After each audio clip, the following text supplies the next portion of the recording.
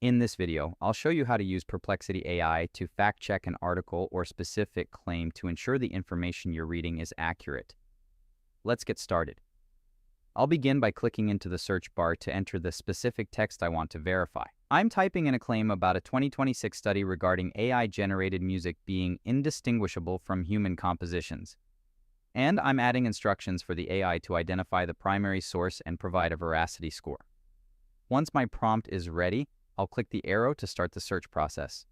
You can see the AI immediately begins scanning the web, searching for peer-reviewed studies and credible articles from 2025 and 2026.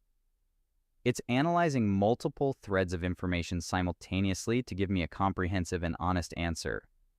Now let's look at the generated results. Perplexity finds that the claim is unsubstantiated because no such study actually exists, resulting in a low veracity score of only 25%.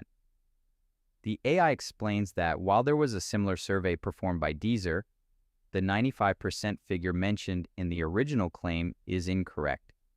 Finally, it provides a clear list of the credible sources it used, such as music quality analyses and listener surveys, so I can verify the real data myself.